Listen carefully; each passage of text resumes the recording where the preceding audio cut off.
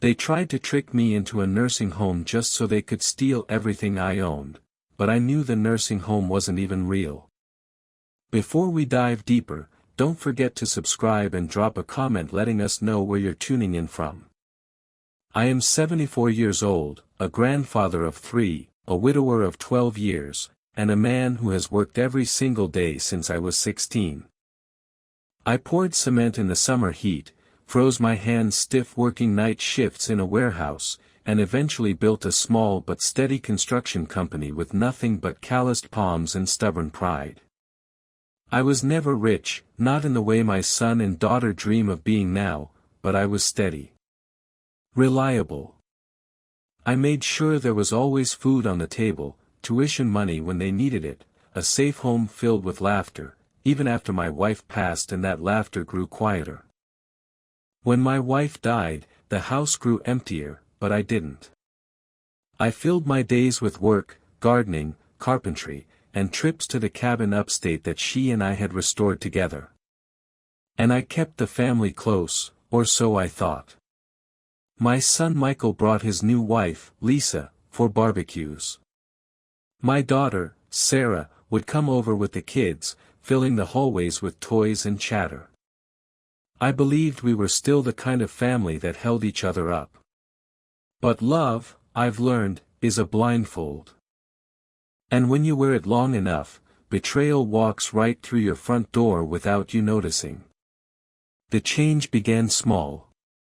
Michael would make little comments about how lonely the house looked, how much maintenance it must be for a man my age. Sarah started hinting that maybe I should sell the cabin since no one really uses it. At first, I laughed it off. Families worry, I told myself. They were only being practical. Then, last Christmas, they staged what they called an intervention. I remember it as clearly as yesterday.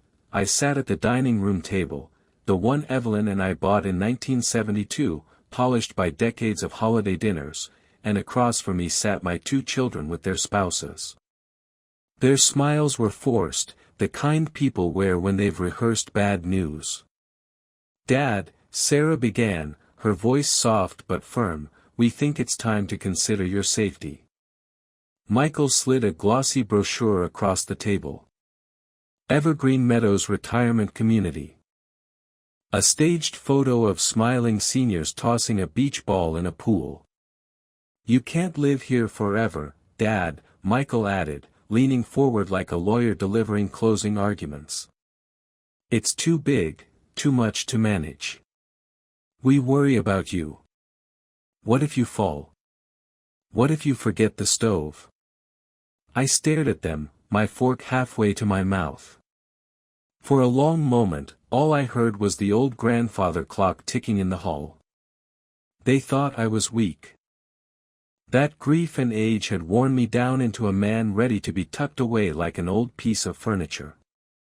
But here's what they didn't know: Evergreen Meadows didn't exist. 3 years earlier, my best friend Walter had almost been scammed, and it changed the way I looked at everything. Walter and I went back 60 years. We met as teenagers, pouring concrete for a highway project one blistering July. He was wiry and quick-witted, the kind of man who could make a whole crew laugh during a 12-hour shift just by raising an eyebrow. Through marriages, children, and funerals, we stayed friends. We even bought neighboring plots of land upstate, swearing we'd fish every summer until our backs gave out. But time doesn't play fair. His wife passed before mine, and his only daughter moved across the country. By the time Walter turned 75, he was living alone in a drafty ranch house, a prime target for the predators who circle men like us. One afternoon, he called me, his voice lighter than it had been in years. "Good news," he said. "Some consultant came by. Said he can guarantee me lifetime care at this fancy retirement community. Meals, nurses, activities, everything. And all I have to do is sign the property over. They'll handle the rest." I remember the way my stomach clenched. It sounded too neat, too easy. I asked him if he'd read the fine print, and he chuckled, brushing me off. It's legitimate, Jim. The guy wore a suit, carried a leather briefcase. Spoke like a professor. Besides, what do I need with this old place? Nobody's coming back here when I'm gone. He nearly signed that night. The only reason he didn't is because his nephew dropped by and insisted on reading the paperwork. Hidden in the fine print were clauses that would have left Walter with no rights whatsoever, not even the right to stay in the so-called facility if they changed their terms. His lifetime care guarantee was just marketing fluff. In reality, he would have been homeless, penniless, and powerless. Walter was furious at himself. I'll never forget the look in his eyes the next morning when he showed me the papers. He wasn't just angry, he was humiliated. A man who had worked 50 years, raised a daughter, paid every bill on time, almost erased by one slick-talking fraud in a tailored suit. That shook me. It rattled something deep inside my bones. Because if Walter, one of the sharpest men I'd ever known, could almost lose everything in the space of an afternoon, what chance did the rest of us have? From that day forward, I made it my mission to understand how these scams worked. I spent months in the county courthouse reading property transfer records. I asked questions nobody wanted to answer, called banks, pestered real estate lawyers, dug through dusty files in the library. I discovered how shell companies popped up overnight, how they used mail drop offices and fake directors to hide who really owned what. I studied title transfers line by line until I could smell a forged clause from a mile away. I even attended a seminar for elder care planning, pretending to be a potential client. What I saw there turned my stomach. Smiling presenters teaching salesmen how to make old folks feel guilty for burdening their children. How to slide a pen into a shaking hand before they had time to read. And I swore then, no one was ever going to trick me like that. Not a stranger, not a salesman, not anyone. For a long while, that preparation felt like paranoia. But then, I began noticing the looks in my own children's eyes. Hungry looks. Michael asking casually how much my pension really was. Sarah commenting that the cabin would make a perfect Airbnb instead of a family retreat. Small comments, harmless if taken alone, but when you've studied predators long enough, you learn to spot when people circle something they want. So when Sarah slid the consent papers toward me that Christmas night, I already knew what game they were playing. They thought I'd fight. They thought I'd argue, beg, cry, maybe even storm out. That's how the old men in the seminars always reacted before finally giving in. But I didn't give them that satisfaction. I simply adjusted my glasses, signed with a steady hand, and smiled. Thank you, I told them softly, for caring so much. Because the papers weren't what they thought. The moment the pen left the page, the room shifted. Sarah's shoulders, tense all evening, dropped as if a weight had been lifted. She reached for her wine glass, her hand trembling with excitement rather than nerves this time. Michael leaned back in his chair, exhaling through his nose like a man who had just closed the deal of a lifetime. Even Lisa, who had barely spoken a word, allowed herself a tight little smile that didn't quite reach her eyes. They thought they'd done it. They thought they had just signed away my life, neatly and quietly, before dessert.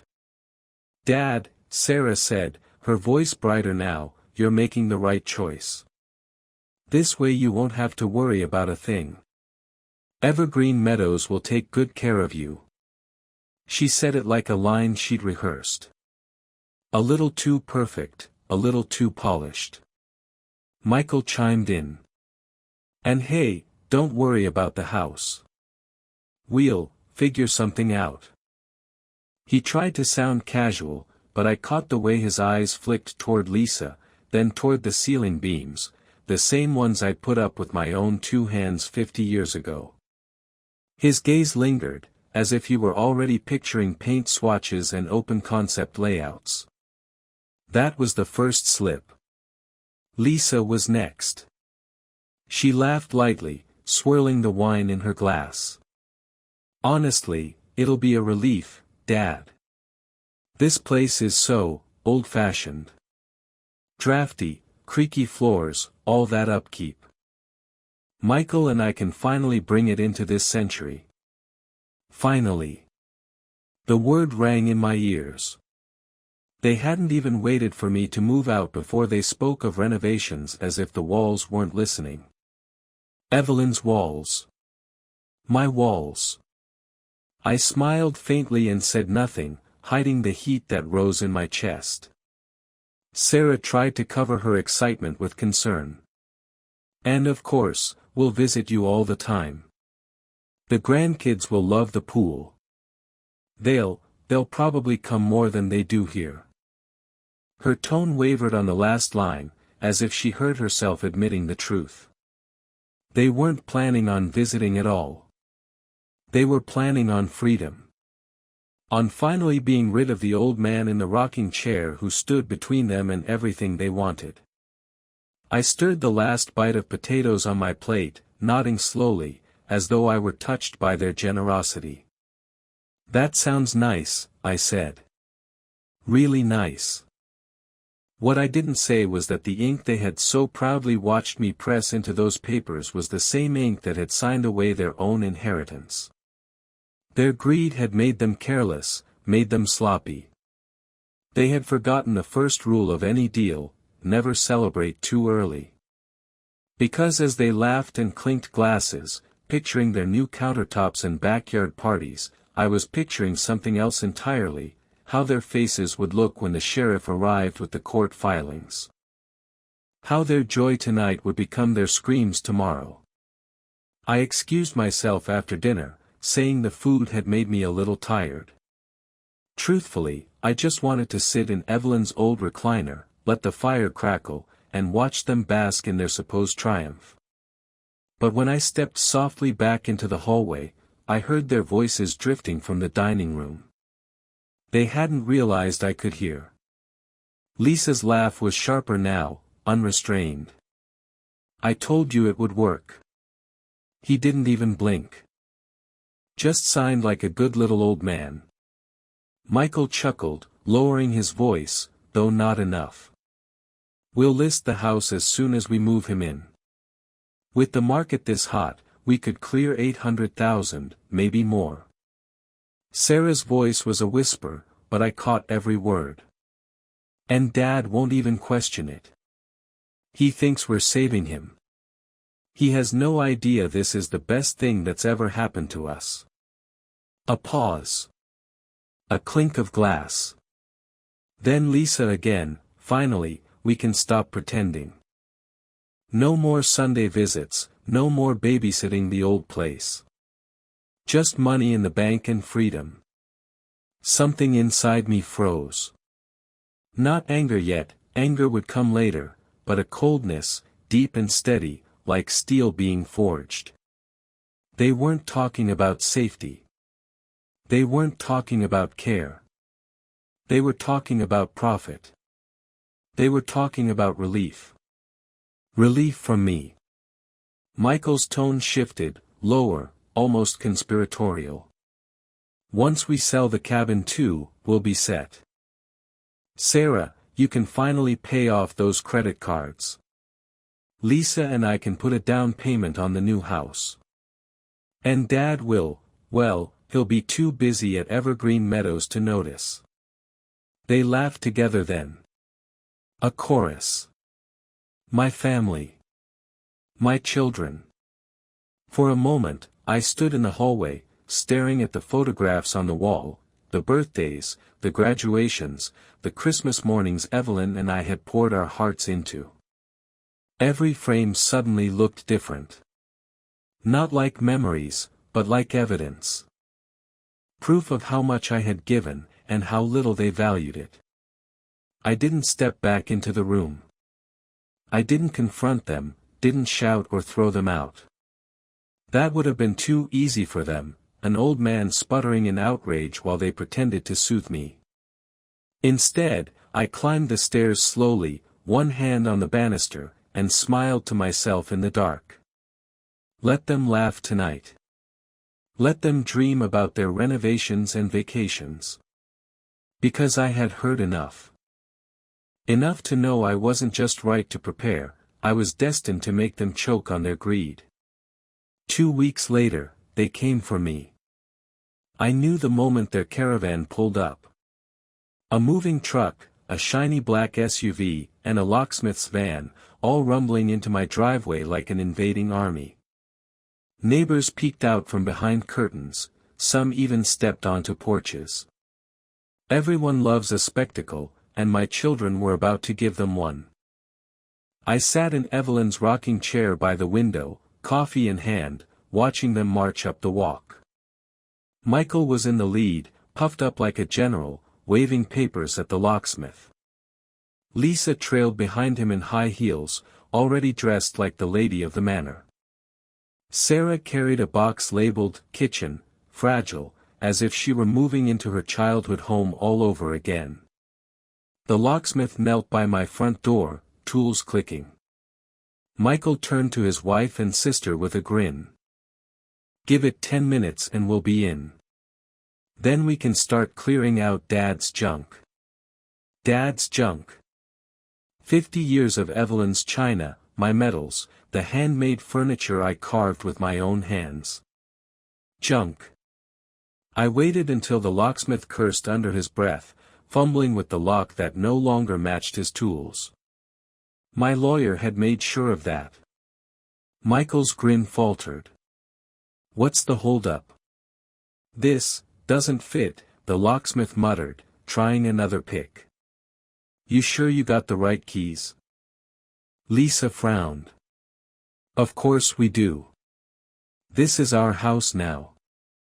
The words were still hanging in the air when the sheriff's cruiser pulled into the driveway, red and blue lights bouncing off the windows. The neighbors gasped. Some pulled out phones. Michael stiffened. "What the hell is this?" The sheriff stepped out, a thick folder under his arm. "Afternoon, Mr. Cole," he said, tipping his hat to me through the window before turning to my children. "Got some paperwork here you'll want to see."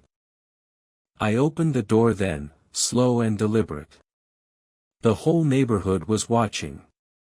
Evelyn would have said I looked theatrical, and maybe I did. But it felt right.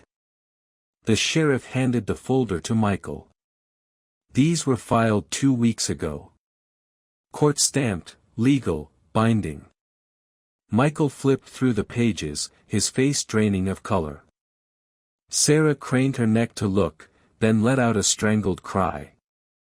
Lisa's hand flew to her mouth. What is this?" Michael stammered. I stepped forward, coffee cup steady in my hand. "Those are your signatures. You signed them Christmas night, remember? Thought you were tucking me away in evergreen meadows. But all you really did was remove yourselves from my estate." The neighbors' murmurs swelled, a tide of whispers and gasps. Lisa snapped, "This is fraud." "No," I said calmly. "Fraud is tricking an old man into signing over his house. Fraud is planning to dump him in a facility that doesn't even exist. What you did was greed. What I did was protection." Michael shook his head wildly, thrusting the papers back at the sheriff. "This can't be legal." "We didn't." "You did," the sheriff cut in. "Black ink, clear intent. You signed. And now? You're out. Your father's property, pension, and land have been placed in a trust for his grandchildren and charitable causes. You're not entitled to a dime." Sarah's knees buckled. She dropped the box she was carrying.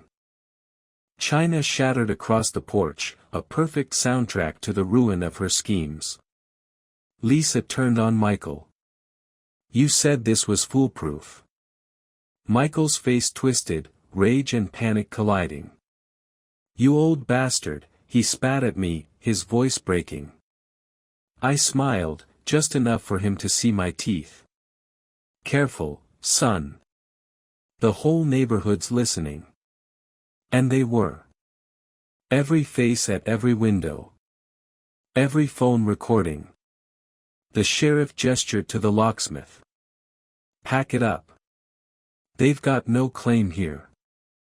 The movers hesitated, then began sliding boxes back into the truck, avoiding my children's eyes. Sarah sobbed openly now. Lisa hissed curses under her breath. Michael just stood there, papers shaking in his hands, watching the empire he thought was his vanish in the space of 10 minutes. I leaned against the doorframe, steady as stone. "You thought you were clever. You thought I was weak. But you forgot who built this family, who built these walls. I may be old, but I am not finished. And now, neither of you will ever forget it." The sheriff turned to them, his voice firm. "You need to leave. Now." One by one, they stumbled back down the walkway. Their caravan of conquest retreating in defeat, watched by every neighbor who now knew exactly what kind of people they were. And me? I sat back in Evelyn's rocking chair, listening to the silence that followed. For the first time in years, it felt like peace. Because justice wasn't just done, it was witnessed. That night, the house was quiet again. The movers' tire tracks were still fresh in the driveway, and the echoes of my children's screams seemed to linger in the air. The neighbors had gone back inside, though I knew the whispers would ripple through the street for weeks, maybe months. I poured myself a glass of whiskey, Evelyn's favorite cut-glass tumbler, the one she always said made even cheap liquor taste expensive. I sat at the kitchen table, the same table where the betrayal had been sealed, and let the burn settle in my chest. On the counter, the photographs stared back at me. Sarah at 8 years old, holding up a crooked drawing she'd made for Father's Day. Michael at 16, grinning with his first set of car keys. I traced the edge of one frame with a finger, feeling the dust. For a moment, the silence pressed in. Victory is a strange thing. It fills you with fire, with pride, with the deep satisfaction of justice finally served. But it also leaves behind ashes, because justice only comes after something has already been broken. I had protected everything Evelyn and I built. The house, the land, the trust for the grandchildren. None of it would be squandered now. But the cost was the family I once believed would carry those things forward with love. They had revealed themselves, and I had answered. The balance was restored. Yet the truth weighed heavy, I would never look at my children the same way again. I lifted my glass in a silent toast, to Evelyn, to Walter, to the man I refused to let them erase. The whiskey burned, but in that burn, I felt alive. Justice had come home, and it was mine to keep. Greetings, and thanks for spending your time with us today. I truly hope you enjoyed the video. I want to wish you a peaceful day or a restful evening, wherever you may be. Take care, and we'll see you next time.